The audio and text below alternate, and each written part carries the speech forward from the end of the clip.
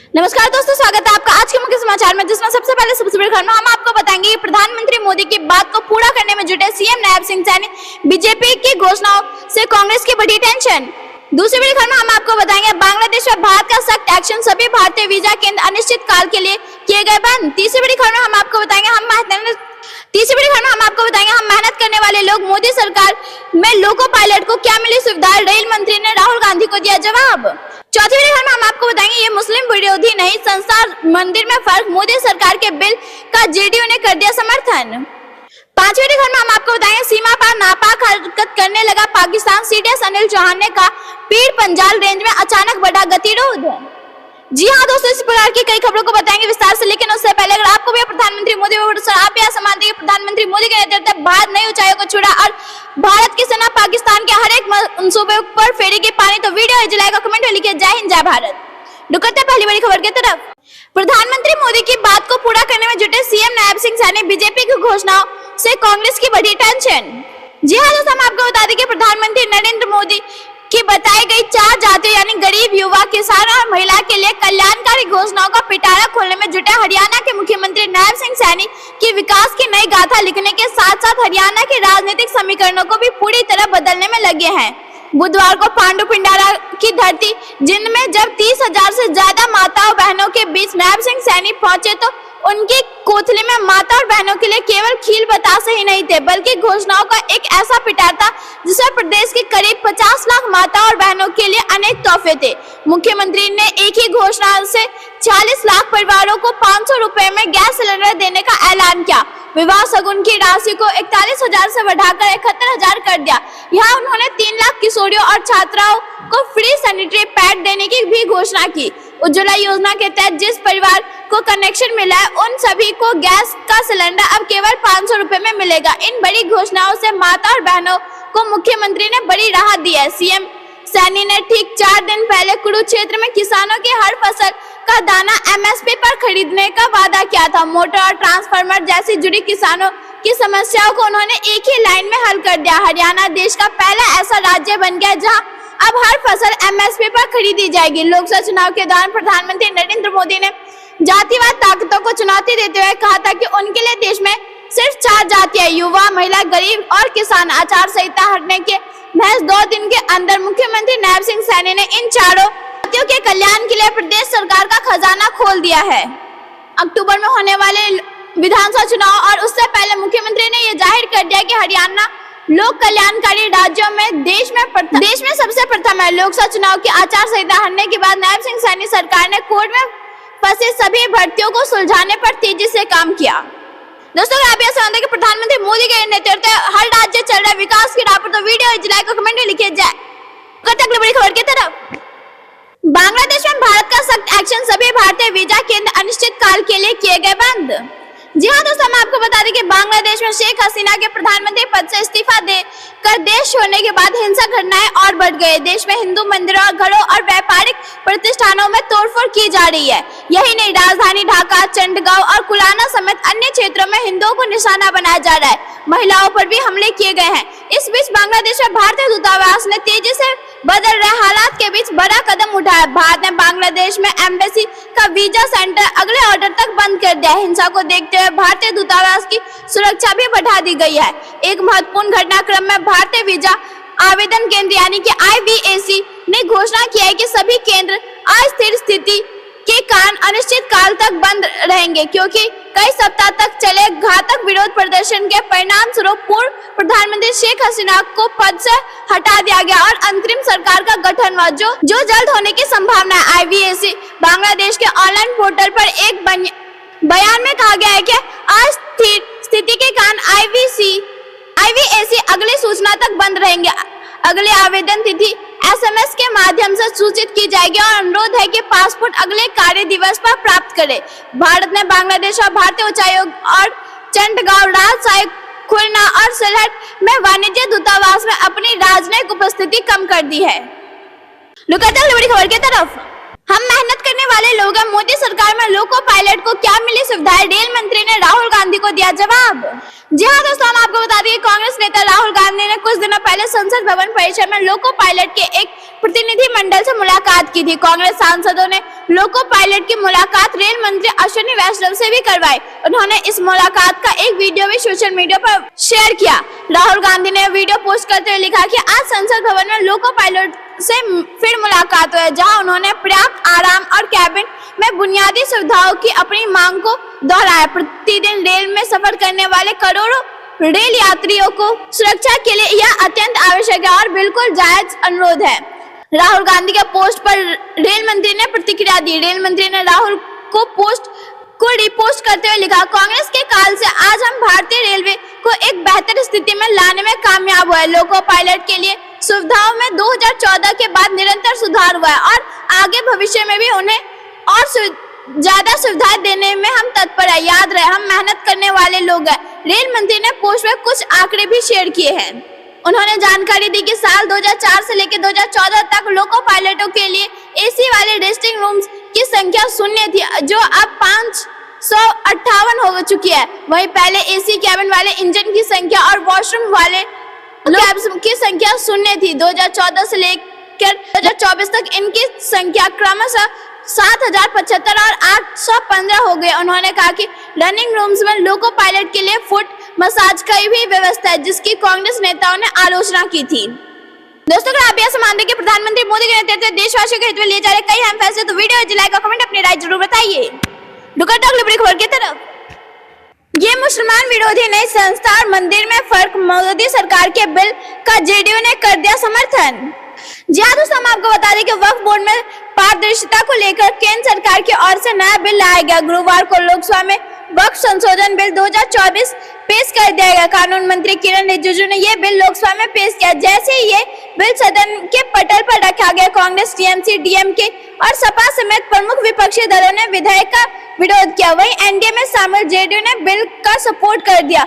JDU सांसद ललन सिंह ने कहा कि ये बिल कहा मुसलमानों का विरोधी है, मंदिर संस्था में फर्क मालूम नहीं है। ललन सिंह ने कहा कि कई माननीय सदस्यों की मैंने बात सुनी। जेडीयू एक पार्टी है, हमें अपनी बात कहनी होगी। कई सदस्यों की बात सुनने जैसे यह जो संशोधन लाया गया वो मुसलमान विरोधी है। कहां से मुसलमान विरोधी है? यहाँ अयोध्या मंदिर का उदाहरण दिया जा रहा है। मंदिर और संस्था में फर्क नहीं मालूम है। आपके मस्जिद को छेड़छाड़ करने का प्रयास नहीं किया जा रहा है। यह एक कानून से बना हुआ संस्था है।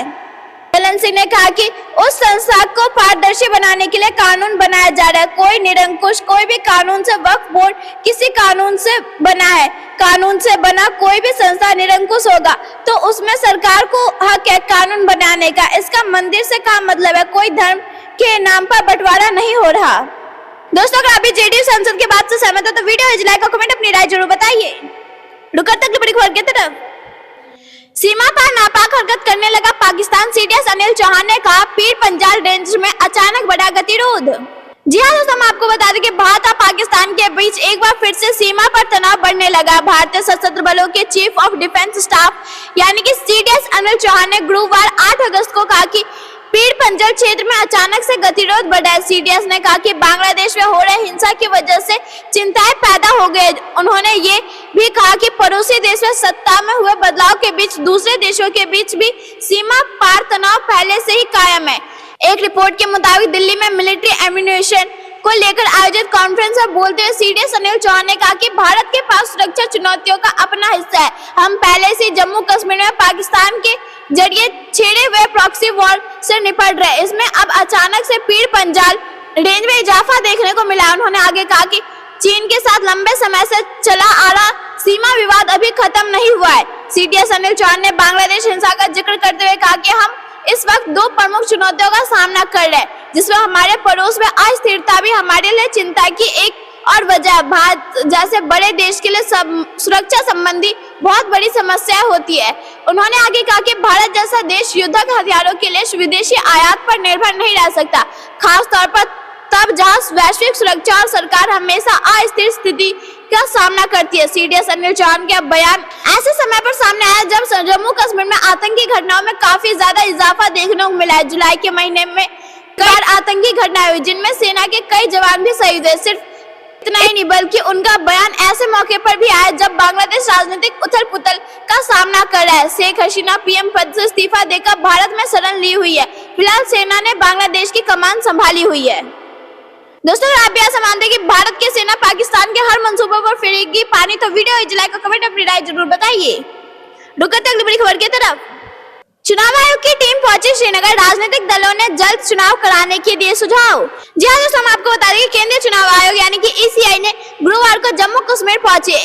एक टीम से राजनीतिक दलों के प्रतिनिधियों ने श्रीनगर के शेरे कश्मीर इंटरनेशनल कन्वेंशन सेंटर में मुलाकात की। सभी ने जम्मू और कश्मीर में जल्द विधानसभा चुनाव कराने की मांग की। नेशनल कॉन्फ्रेंस के प्रांतीय अध्यक्ष नासिर असलम वानी के नेतृत्व में 5 सदस्यीय प्रतिनिधि मंडल ने और पीडीपी भाजपा के सदस्यों ने ईसीआई की टीम से मुलाकात की। के प्रांतीय अध्यक्ष वानी ने कहा कि आज हम ईसीआई से मिलने आए हैं। यह अच्छा है कि चुनाव आयोग हमारी बात सुनने के लिए यहाँ आया है और हमें उम्मीद है कि अब सही निर्णय लिया जाएगा। वानी ने संवाददाताओं से कहा कि जम्मू और कश्मीर के लोग पिछले 10 वर्षों से एक निर्वाचित सरकार का इंतजार कर रहे हैं। पीपुल्स डेमोक्रेटिक पार्टी के प्रतिनिधि मंडल ने भारत के चुनाव आयोग से मुलाकात की और उन्हें निर्वाचित सरकार की अनुपस्थिति में जमीनी स्तर पर लोगों के सामने आने वाली समस्याओं से अवगत कराया। पीडीपी की वरिष्ठ महिला नेता आशिया नकाशा ने कहा कि हमने चुनाव आयोग के समक्ष अपनी मांग रखी है। हमने उन्हें बिना किसी देरी के विधानसभा चुनाव कराने के लिए राजी किया है। से बात करते हुए भाजपा के वरिष्ठ नेता आरएसएस पठानिया ने कहा कि हमारी उम्मीद है कि स्वतंत्र और निष्पक्ष चुनाव होने चाहिए और सबसे अधिक मतदान होगा ताकि जम्मू और कश्मीर के लोग अपनी चुनी हुई सरकार बना सके। उन्होंने कहा कि हमें उम्मीद है कि चुनाव की तारीखों का घोषणा जल्द की जाएगी और जम्मू और कश्मीर के लोगों को अपना भविष्य तय करने का मौका दिया जाएगा। भाजपा के मुख्य प्रवक्ता सुनील सेठी ने कहा कि हमारी पार्टी ने हमेशा क्षेत्र में जल्द विधानसभा चुनाव की वकालत की और इसके लिए भाजपा पूरी तरह से तैयार है। हम चाहते हैं कि विधानसभा चुनाव से जल्द हो, चुनाव के लिए पूरी तरह से तैयार है। हालांकि सुरक्षा और चुनाव के चरणबद्ध तरीके से होने को लेकर हमारी कुछ चिंताएं हैं। भारतीय चुनाव आयोग की यह टीम राजनीतिक दलों के प्रतिनिधियों से मुलाकात में विधानसभा चुनाव के संचालन के बारे में जानकारी हासिल करने के बाद पुलिस और नागरिक प्रशासन तथा अन्य हितधारकों के साथ चर्चा भी करेगी। ऐसा मानते हैं कि जम्मू कश्मीर में होने वाले विधानसभा चुनाव में होगी भाजपा की जीत। तो वीडियो लाइक और कमेंट अपनी राय जरूर बताइए। अगली बड़ी खबर की तरफ। विदेशी दवाओं के भारत में क्लिनिकल ट्रायल की नहीं होगी जरूरत, सरकार ने जारी किया आदेश।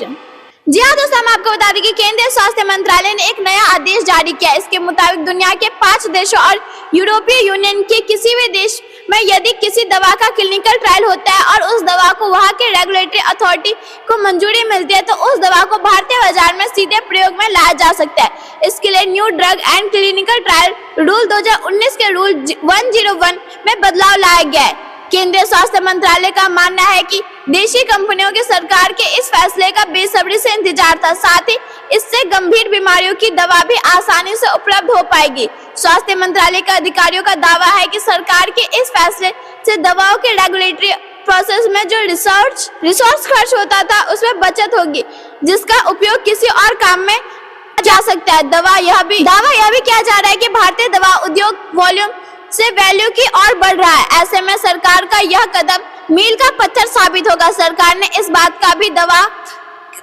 कोई भी दवा विदेश से भारत आएगी वह दवा भारतीय भौगोलिक परिस्थितियों के अनुकूल होगी। इसके साथ ही जो भी नई बेहतर दवा बन रही है उसे दवा को तत्काल प्रभाव से भारत में मंजूरी मिल सकती है।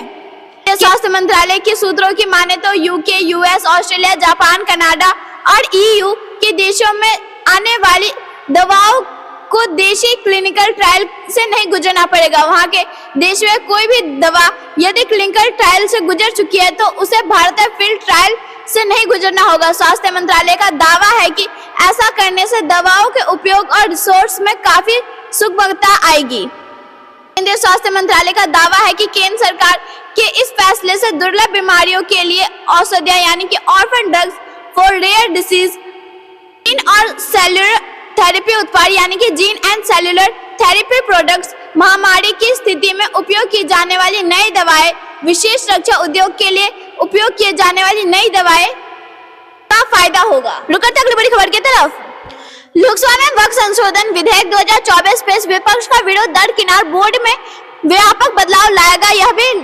जी हाँ दोस्तों, हम आपको बता दें कि विपक्ष का विरोध दरकिनार करते हुए सरकार ने वक्फ संशोधन विधेयक 2024 गुरुवार को लोकसभा में पेश कर दिया। केंद्रीय मंत्री किरण रिजिजू ने इस संशोधन विधेयक को निम्न संदर्भ में पेश किया। हम आपको बता दें कि वक्फ बोर्डों को नियंत्रित करने वाले कानून में संशोधन से जुड़े इस विधेयक में वर्तमान अधिनियम में दूरगामी बदलाव का प्रस्ताव दिया गया है, जिसमें वक्फ निकायों में मुस्लिम, महिला और गैर मुसलमानों का प्रतिनिधित्व सुनिश्चित करना भी शामिल है। विपक्ष और मुस्लिम नेता इस संशोधन विधेयक का विरोध कर रहे हैं। वक्फ संशोधन विधेयक पर विपक्ष के आरोपों का जवाब देते हुए भाजपा नेता मुख्तार अब्बास नकवी ने कहा कि वक्फ बोर्ड सिस्टम में जो खामियां हैं, यह संशोधन विधेयक उसे दूर करेगा। वक्फ बोर्ड कानून में संशोधन होना समय की जरूरत है। लोकसभा में इस बिल पर व्यापक रूप से चर्चा होगी। विपक्ष इसे रोक नहीं पाएगा और लोग गुमराह नहीं होंगे। संविधान के दायरे में इस विधेयक को लाया गया है। अगली बड़ी खबर की तरफ। यूपीआई यूजर्स के लिए खुशखबरी, टैक्स पेमेंट की लिमिट 5 लाख रुपए तक बढ़ी, आरबीआई गवर्नर ने की घोषणा। जी हाँ दोस्तों, हम आपको बता दें कि भारतीय रिजर्व बैंक यानी कि आरबीआई के गवर्नर शक्तिकांत दास ने हाल ही में कुछ महत्वपूर्ण घोषणाएं की है जो भारतीय वित्तीय प्रणाली में बड़े बदलाव ला सकती है। आरबीआई की नई नीति में डिजिटल लैंडिंग एप्स के लिए पब्लिक डिपॉजिटरी बनाने और यूपीआई टैक्स भुगतान सीमा को बढ़ाने के प्रस्ताव शामिल है। आरबीआई गवर्नर ने घोषणा की है कि लैंडिंग एप्स के लिए एक सार्वजनिक रिपोजिटरी बनाने का प्रस्ताव है। इस रिपोजिटरी का उद्देश्य अनधिकृत लैंडिंग एप्स को रोकना और ग्राहकों को सुरक्षित रखना है। इससे उपयोगकर्ता यह सुनिश्चित कर सकेंगे कि वे जिन एप्स का उपयोग कर रहे हैं वे आधिकारिक और सुरक्षित हैं। यह कदम वित्तीय धोखाधड़ी को रोकने और डिजिटल लैंडिंग के क्षेत्र में पारदर्शिता लाने में मदद करेगा। आरबीआई गवर्नर ने क्रेडिट इंफॉर्मेशन कंपनीज को रिपोर्टिंग के लिए समय सीमा का कम करने का प्रस्ताव भी रखा है। इसका मतलब है कि वित्तीय संशोधन को अपने ग्राहकों की क्रेडिट जानकारी को अधिक तेजी से अपडेट करना होगा। यह कदम ग्राहकों के क्रेडिट स्कोर को अधिक वास्तविक समय में बनाए रखने में मदद करेगा और उन्हें अपने वित्तीय स्थिति को बेहतर ढंग से समझने का मौका देगा।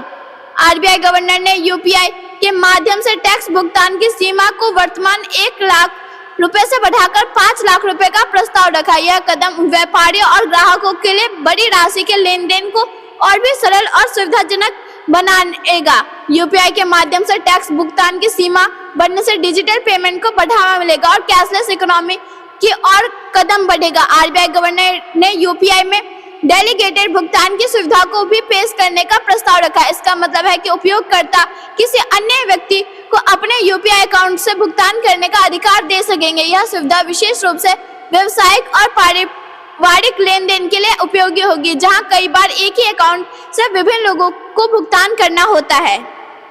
दोस्तों, अगर अभी आरबीआई के इस फैसले से खुश तो वीडियो लाइक और कमेंट अपनी राय जरूर बताइए। अगली बड़ी खबर की तरफ। भूकंप के शक्तिशाली झटकों से दहला जापान, सुनामी की चेतावनी जारी। जी हाँ दोस्तों, हम आपको बता दें कि दक्षिण जापान में क्यूशो और शिकाकू द्वीपों में 6.9 और 7.1 तीव्रता वाले भूकंप के झटके महसूस किए। गुरुवार दोपहर भूकंप आने के बाद दक्षिण जापान के लिए सुनामी की चेतावनी लागू की गई। जापान मौसम विज्ञान एजेंसी के अनुसार दक्षिणी जापानी द्वीपों क्यूशो और शिकाकू के तटीय क्षेत्रों के लिए सुनामी की चेतावनी जारी की गई। जापान के सार्वजनिक एनएचके ने कहा कि यह मियाजाकी और कोची प्रांतों के लिए थी। संयुक्त राज्य भूवैज्ञानिक सर्वेक्षण के अनुसार भूकंप मियाजाकी के तट से 20 मील से भी कम दूर होगा। भूकंप का केंद्र जापान और क्यूशो द्वीप में जमीन से करीब 8.8 किलोमीटर नीचे बताया जा रहा है। मियाजाकी, कोची, ओइटा, कागोशिमा और इहिमे शहर में सुनामी की एडवाइजरी जारी की गई। इससे पहले 1 जनवरी को जापान में 7.6 तीव्रता का भूकंप आया था। इनमें 318 लोगों की मौत हुई थी और 1300 लोग घायल हुए थे। इशिकावा में भूकंप से कई जगहों पर आग लग गई है। इसमें 200 इमारतें जलकर खाक हो गई है। भूकंप के लिहाज से जापान सबसे सेंसिटिव एरिया में है।